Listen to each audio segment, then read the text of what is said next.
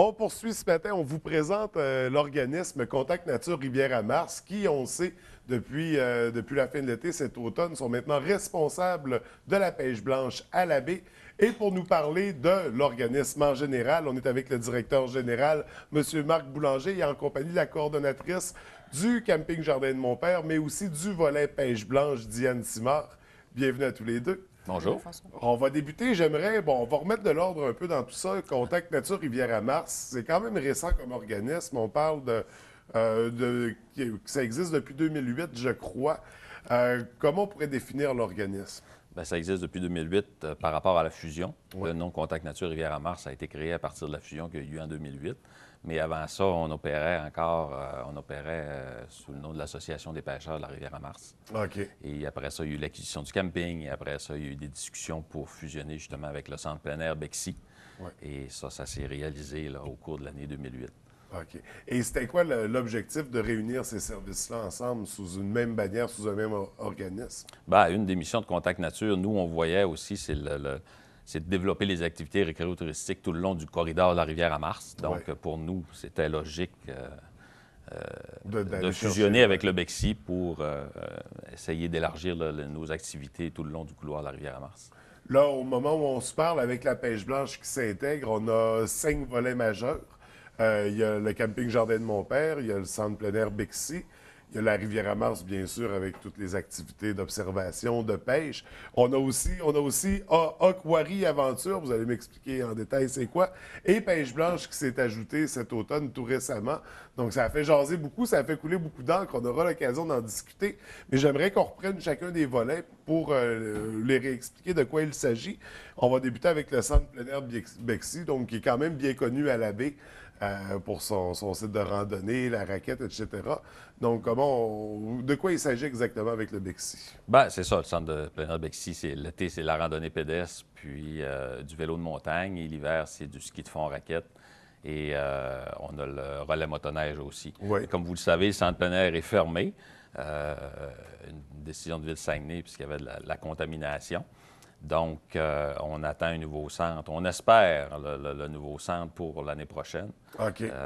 Pour l'instant, la partie avant est ouverte, parce qu'il faut le dire à nos motoneigistes et à nos skieurs et tout ça.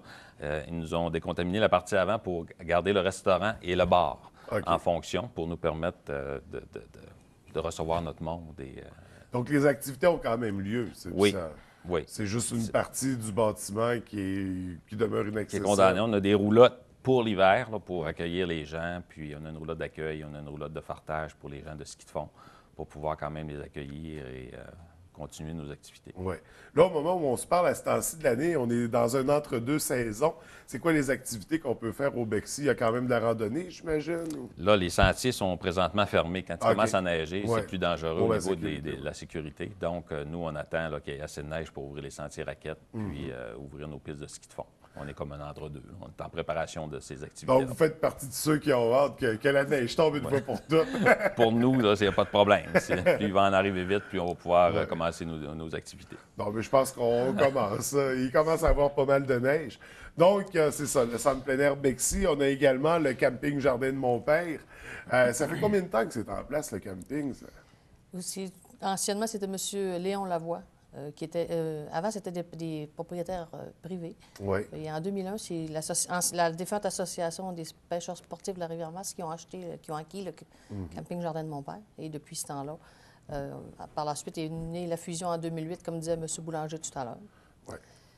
Je crois que c'est depuis 1960. Et ça fait plusieurs années. Ça fait longtemps que c'est implanté, que ça fait partie du paysage baie-riverain. Absolument. Donc, camping Jardin de Mon-Père, bien sûr, c'est pour faire du camping avec les services qu'on retrouve normalement. C'est quoi la particularité du site? Bien, nous, on est reconnus pour être un camping familial. Alors, il y a de l'animation tous les jours. C'est pour ça, d'ailleurs, que notre camping est souvent choisi par les familles parce qu'ils y retrouvent sécurité et on amuse leurs jeunes, alors, pour le plaisir de tous. Et on parlait de tourisme dans le bulletin d'information qui précédait. Je sais qu'il y a des espaces, des emplacements qui sont réservés pour le tourisme. Il y en a combien en tout? En fait, nous, au Jardin de Mon-Père, on conserve 73 des emplacements pour recevoir nos visiteurs. Okay. La raison, c'est qu'on est dans un lieu dans une ville de la baie, beaucoup d'attraits touristiques et les environs. Et moi, j'ai affiché complet toutes les fins de semaine depuis le mois de mai. OK. Et ces emplacements-là sont plus... les gens ne sont pas là à l'année, finalement. À l'année, tout l'été. Ils sont là pendant une semaine, En fait, on j'imagine? a 174 terrains, dont 40 sont réservés exclusivement pour les saisonniers. Eux, ils passent... en fait, leur équipement est toujours sur place. Tout le reste des emplacements est libre pour les offrir à nos visiteurs. Cette année, on a eu beaucoup... Il y a la Fabuleuse qui reprend vie là, chez nous, là, parce qu'on offre la possibilité d'acheter des billets. Alors, les gens, la Fabuleuse, ça fonctionne encore. Okay. Donc, intéressant. Donc, on a connu une belle saison estivale. Oui. Ça a été plein toutes les semaines. Oui. En fait, ce qu'on offre aussi, les gens, on a noté que les gens, maintenant, aiment ça voyager. Il y a une catégorie de gens qui veut voyager sans problème. Alors, nous, on offre la location de roulotte chez nous. OK. Et puis, pour bien desservir tout ce monde-là, au mois de juillet, il faudra en avoir 3 fois plus. Ouais. Les gens veulent voyager sans tracas. Oui, fait qu'il y a beaucoup de demandes. Et puis, au Jardin de mon père aussi, on a des étangs de pêche qui sont très prisés aussi. C'est des étangs, c'est la truite à ensemencer. Et c'est une belle place pour initier nos jeunes là, qui n'ont jamais touché à la pêche, histoire de leur donner le goût. Ça fait que c'est plus que du camping, parce qu'avec Contact Nature Rivière-à-Mars, toutes les activités qu'il y a autour du site, ça devient une expérience incroyable pour les familles qui peuvent aller pêcher, qui peuvent profiter de tous ces avantages-là.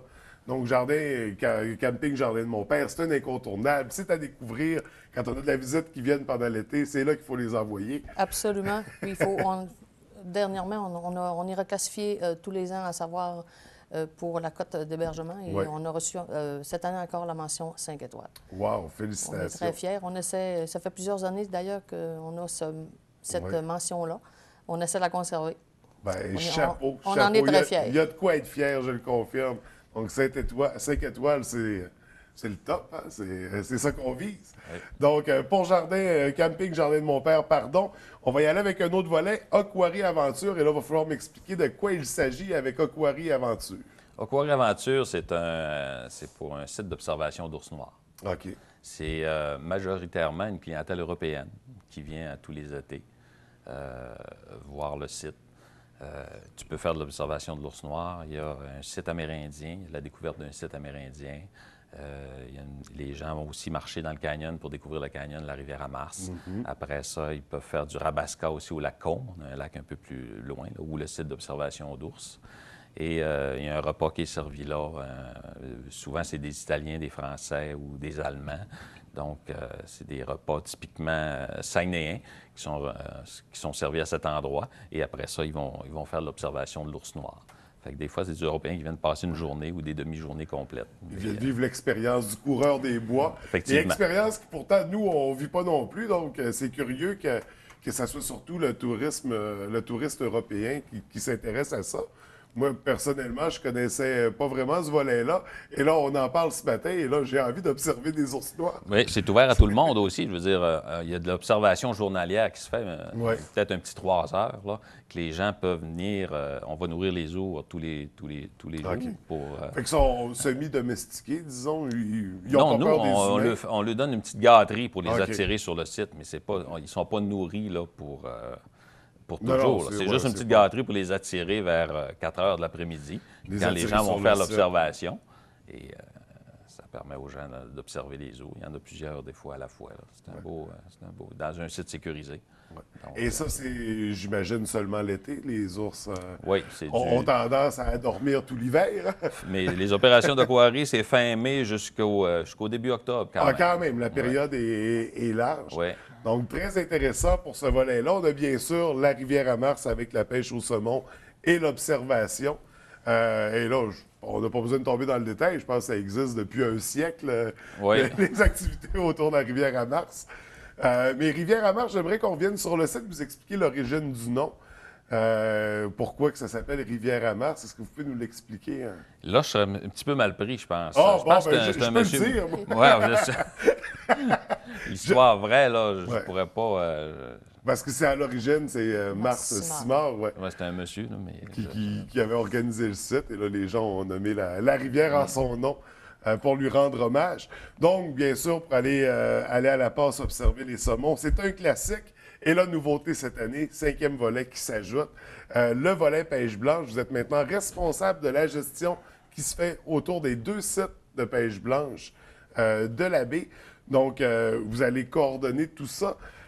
En quoi ça consiste, là, quand on dit responsable de la gestion? À quoi il faut s'attendre? En fait, on a été mandaté par Ville de Saguenay pour être gestionnaire des 2 sites de pêche blanche. Parce que le but maintenant de Ville de Saguenay, c'est de faire un tout. C'est qu'il n'y aura plus distinction entre Anse-à-Benjamin et Grande-Baie. Ouais. C'est 2 secteurs qui vont, qui vont n'en former qu'un seul. On va parler de pêche sur le Saguenay. Donc, en réunissant les 2 secteurs, il va y avoir un lien qui va se faire, donc des activités portées par les 2, j'imagine. Absolument. C'est certain qu'on va revenir avec les incontournables. Moi, d'abord, ma mission, c'est de continuer d'abord l'excellent travail qui a été fait, qui est déjà mis en place. C'est certain que nous, c'est notre année 1. Alors, Ouais. c'est certain on a pris toutes les activités qui fonctionnaient, qui sont des incontournables, feux d'artifice, le carnaval des glaces, les blocs de neige et toutes les infrastructures aussi en collaboration avec Ville de Saguenay, comme les patinoires, les anneaux de glace. Toutes ces choses-là vont être encore présentes cette année. Donc, ça ne sera pas déstabilisant pour les gens qui sont habitués. On va retrouver le même genre d'activité, on va retrouver le même milieu que d'habitude. Absolument. Mais ça va être quoi le défi de la première année? Je Le dois gros vous dire que c'est défi. un gros défi. Comme je vous disais tout à l'heure, c'est l'année 1, c'est tout nouveau. Nous, notre mission, c'est d'unifier tout ça et de faire à ce que chaque utilisateur de pêche blanche, il trouve son compte, que ce soit familial, que ce soit pour les pêcheurs, et puis dans l'ensemble, satisfaire tous les gens. Donc, il va continuer à avoir l'offre de service. Ça va être encore une expérience intéressante. Et qui Absolument. sait, au fil des années, j'imagine, il y a des nouvelles activités, des nouveaux liens avec les autres services de Contact Nature Rivière-à-Mars qui vont s'intégrer. Donc, ça sera à surveiller. Puis on va vivre un premier hiver. Absolument. Et on pourra en parler plus en détail plus près de la saison de pêche blanche au mois de janvier. Sinon, j'aimerais savoir, il y a une activité bénéfice aussi à surveiller prochainement. De quoi il s'agit? C'est le 27 février prochain. Ça va être au Vieux Théâtre à la Baie. C'est un spectacle bénéfice avec l'humoriste Pierre Hébert. Oui. Ça fait que les billets sont déjà en vente. On a commencé un peu notre campagne de publicité. Et vous pouvez toujours également nous suivre sur notre site Internet, www.rivieramars.com, et aimer notre page Facebook parce qu'on a des tirages. On fait tirer des billets également sur notre page Facebook à tous les mois pour ce spectacle-là. Donc, on va vous trouver sur Facebook, sur le site Internet également. c'est ça. Et sur le site Internet, il y a un volet pour les membres. En fait, on peut devenir membre de Contact Nature Rivière-à-Mars. Comment ça fonctionne et c'est quoi les avantages à être membre? Bien, pour être membre, c'est l'achat d'une carte de membre là, d'une vingtaine de dollars. Et ça permet des fois d'avoir des rabais sur certaines activités et ça permet d'avoir un droit de vote également lors de nos assemblées générales, de notre assemblée générale. Oui. Donc, au moment où on parle de combien de membres environ? Présentement, on a peut-être une trentaine de membres. OK. Mais puis c'est ouvert, là, on invite les gens à s'inscrire s'ils veulent le devenir, à s'impliquer, donner leur avis, juste d'avoir le droit de vote. C'est un pouvoir important. Donc, c'est un volet intéressant. On peut devenir membre par le site Internet. Il y a tous les détails. Site Internet qu'on rappelle, c'est rivieramars.com. www.rivieramars.com. Et également la page Facebook, facile à trouver. Donc, on invite les gens à l'aimer, à partager, diffuser l'information. Il y aura certainement des détails aussi concernant la pêche blanche. Puis on va se rapprocher de la saison, bien sûr. Pour ce qui est de la pêche blanche, ceux qui veulent avoir plus de détails, à savoir les petites spécifications, peuvent retrouver tout ça sur le site de Ville de Saguenay, dans la section loisirs, pêche, hiver. OK. Donc, on Tous retrouve les détails documents, ils peuvent retrouver tous les documents, réglementation, tous les documents qu'on a besoin, là, à savoir pour la pêche blanche, se retrouvent sur le site en lien avec Ville de Saguenay. Et le côté administratif est encore géré par la Ville. Vous portez la gestion et il continue à gérer pour ce qui est de l'entretien, je crois, le En pré-grattage. fait, nous, on a différents secteurs à laquelle on va...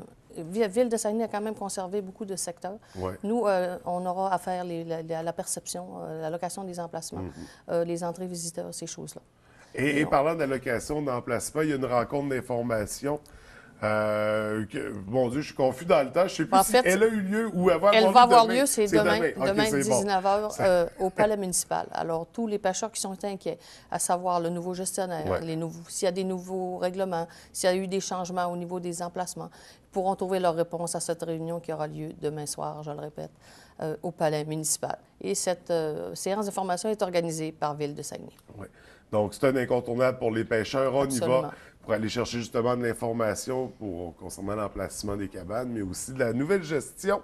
Et est-ce qu'on avait un mot à dire en terminant? Un petit mot, tantôt j'ai oublié de parler, en parlant du Bexy, on va avoir une nouveauté cette année, Oui. cet hiver, on ouvre une piste pour le fat bike. OK. Les vélos à gros pneus pour la neige. Les vélos d'hiver. Donc, on aurait une piste en essai là, pour les adeptes du fat bike. Je sais que c'est Et un j'ai sport de ouï plus en plus dire, oui, populaire. que ça s'était écoulé rapidement, les fat bikes, cette Oui. année. Donc, c'est de plus en plus présent.